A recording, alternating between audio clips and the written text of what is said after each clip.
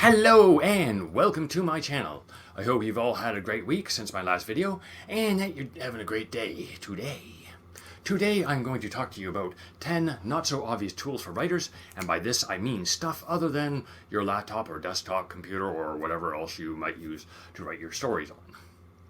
So without further ado, let's get right down to it, shall we? Of course you know we shall, starting with number 1, a pen and notepad. This could be any size like this. These are fairly inexpensive. You get them at the dollar store. I get mine at Dollarama in Canada. Well, it's a pen and notepad because, well, you might not want to be in an area where you don't want to have your computer, so you sit down or on break at work where you can write down. So let's start off a story, shall we? Yes, we shall. It all started off when... Boom, boom, boom. That's going to be something weird coming up, isn't it? A pen and notepad. This could be this. Or you could, if you don't have something that's large for whatever reason, because you're in an area where you can't have that, you can also have a notebook this size. That should be, let's say,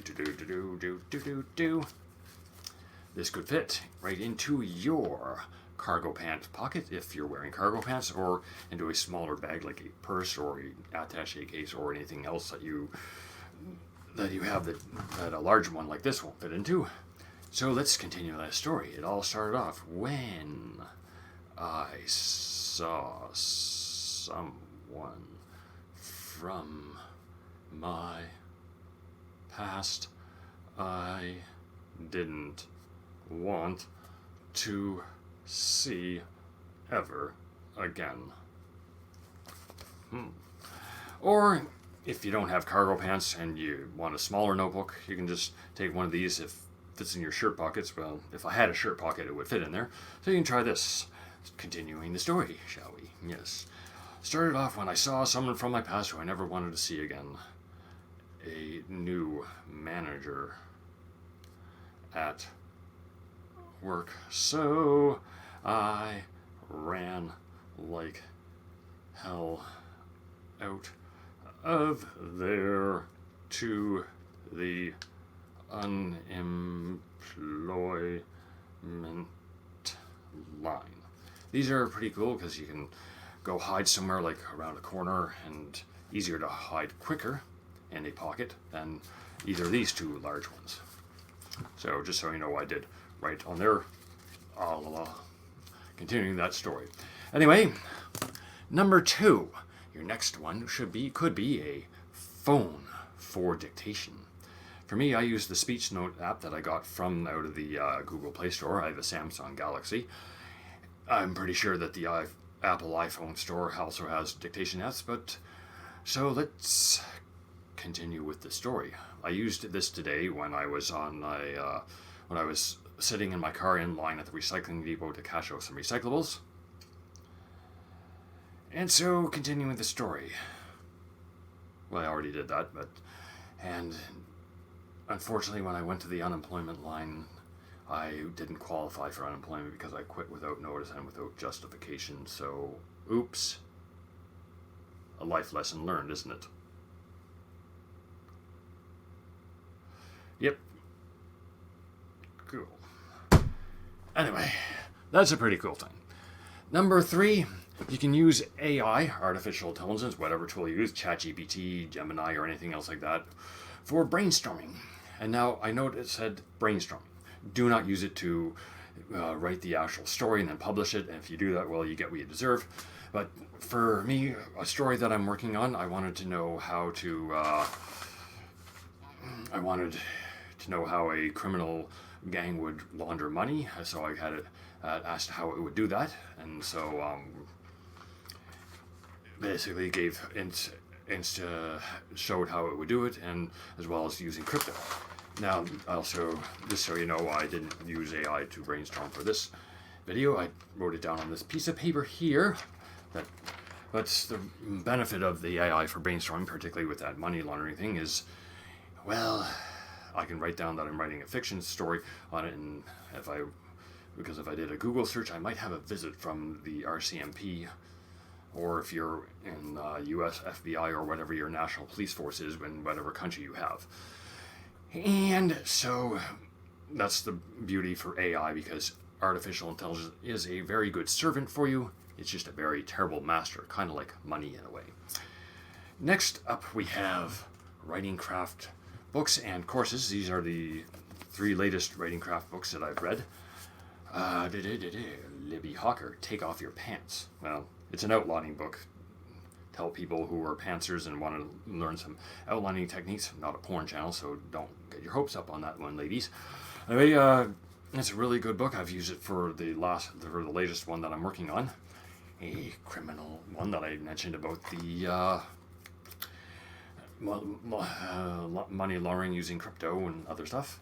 Dialogue Doctor. That's a really good book for your dialogue, because you really want all your characters sounding different, not all sounding the same. This book will really help that. And the latest book on Show Don't Tell that I read. There's a lot of them out there, but this is the latest one I read, which was by Janice Hardy, Understanding Show Don't Tell and Really Getting It. These are really good books. Basically, suffice it to say that whatever skill you want to improve on for your writing, there is a Writing Craft book out there on it. So basically, and you can get them anywhere, probably in whatever online store you want to get, Amazon, as well as Chapters if you're in Canada, Barnes & Noble in the US, or whatever your national bookstore is. Next up, for writers, we always like to have our e-readers. I have a Sony one, as well as an Amazon Kindle. Basically, there you can have like 1,000, several hundred, or several thousand if you don't already know books on your, if you don't know that already, but you probably do, but it's worth to say it again anyway, because, well, carrying 1,000 books around in a backpack, kind of heavy. I don't know that for sure, but I'm just assuming, even though I know the theory of never assume anything, it makes an ass out of you and me. But the basic reason for benefit of having an e-reader is not just those thousands of books, but let's say if you want to read a craft book on how to write a X-rated scene or an X-rated book. So you open up your Kindle and nobody sees what you're reading. Because it would be kind of embarrassing if you have, imagine if I have this book, pretend that it's a spicy type of book, how to write X-rated book, or it's an X-rated book. And that would be kind of bad if you have that out there with that title banged by this or that or whatever. Not a good thing, is it? It would be quite embarrassing to do that in public. Of course, most of us wouldn't do it in public. But the point being made is these are really awesome tools. Next, number 6, an inquiring mind. And I'm not telling you that you should read a certain tabloid, but it does create a really good thing to be very curious about the world around you. Like maybe think of, if you look out the window and the trees are turning, the leaves on the trees are turning color this time of year in October as of this recording. And well, you might think, what happens if the leaves don't turn color or they don't grow back next year? Maybe that's something to explore with your inquiring mind. Number 7, friends to encourage. Now, you should be surrounding yourself with friends who will lift you up and encourage you if you're feeling down, and they can be the first people you give a story to if you can trust them not to rip you to pieces on it. Because they'll say, yeah, this is really good, this is really awesome, because those are the people you want to surround yourself with, people who will lift you up and not drag you back down to their level.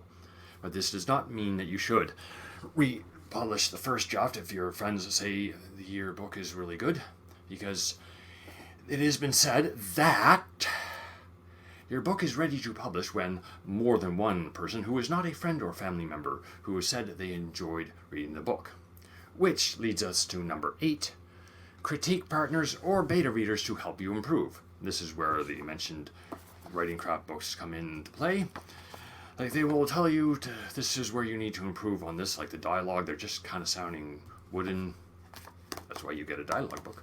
Or I'm not really feeling it, or I need to explain how, like, the person walking through that area in that exact same place where 10 pages ago a character fell right into a hole, whereas now the character is not falling into a hole, the same hole. So can you kind of explain that? You'll have beta readers and critique writers will help you for that. Number 9, coffee. Tea. Water. Or whatever your non-alcoholic beverage of choice is. That does not mean you have to have all 3 ready to drink, one right after the other while you're writing, but it does create a good thing to have because coffee sometimes will jazz you up. Tea will too if it's caffeinated tea, and water keeps you hydrated and everything like that. And, well, remember non-alcoholic beverage, because remember the old theory, or if you haven't heard this, some people say, write drunk, edit sober. Well, my thinking is probably not a good idea to do that, because if you write drunk, you'll have a whole bunch of gobbledygook when you go to revise, and it'll make the revision process even more difficult than what it was, or would have been if you had wrote the first draft sober. Number 10, don't quit writing. Your 10 tool is a never give up attitude. I did do a video a while ago about what to do if you feel like giving up, which don't. That's the short answer of it. Because sometimes we always do feel down, like, what am I doing this for? Do I really want to keep doing? And, well, yes, you do, because you don't really want to be in 10, 20, 30 years from now, or when you're in palliative care, wishing you had written that book, and to see maybe I could have been at the level of Stephen King or anybody else, or 1% of Stephen King income. If only I'd done that, now I'll never know. You don't want to be in that position. And so there you have it, my 10 not so obvious tools for writers. I hope you enjoyed the video and that it helped you with your own writing. Have a great day and a great week. I will see you in 7 days. Until then, so long, everybody.